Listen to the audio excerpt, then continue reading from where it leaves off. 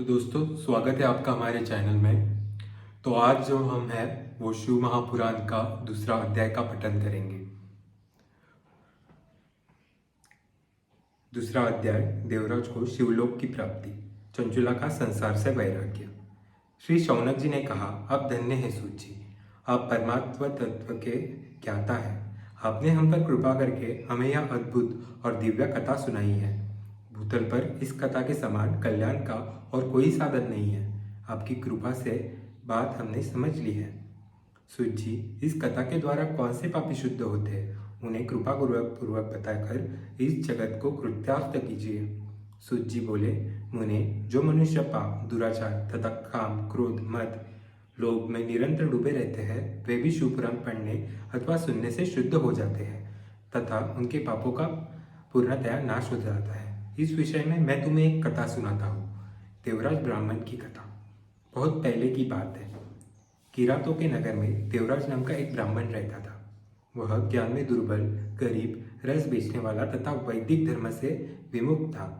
वह स्नान संध्या नहीं करता था तथा उसमें वैश्यवृत्ति बढ़ती जा रही थी। वह भक्तों को ठगता था।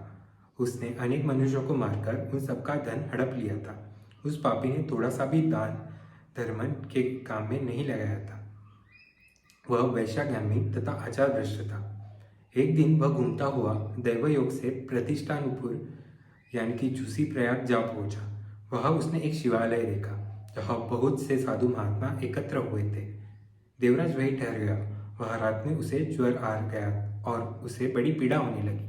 वहीं पर एक ब्राह्मण देवता शिव पुराण की कथा सुना रहे थे।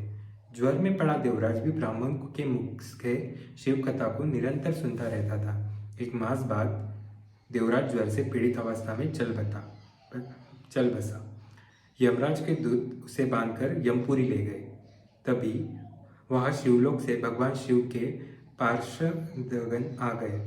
वे कर्पूर के समान उज्जवल थे।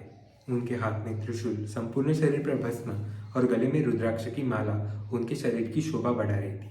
उन्होंने यमराज के दूतों को मार पीट कर देवराज को यमदूतों के चंगुल से छुड़ा लिया और वे उसे अपने अद्भुत विमान में बिठाकर जब कैलाश पर्वत पर ले जाने लगे तो यमपुरी में कोलाहल मच गया, जिसे सुनकर यमराज अपने भवन से बाहर आए।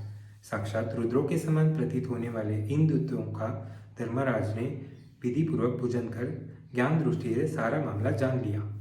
उन्होंने भय के कारण भगवान शिव से के दूतों से कोई बात नहीं पूछी। तत्पश्चात शिवदूत देवराज को लेकर कैलाश चले गए और वहां पहुंचकर उन्होंने ब्राह्मण को करुणावतार भगवान शिव के हाथों में सौंप दिया। शौनक जी ने कहा, महाभाग सूत जी, आप सर्वज्ञ हैं। आपकी कृपा प्रसाद से मैं कृतार्थ हुआ। इस इतिहास को सुनकर मेरा मन आनंदित हो गया है। अतः भगवान शिव में प्रेम बढ़ाने वाली दूसरी कथा भी कही है।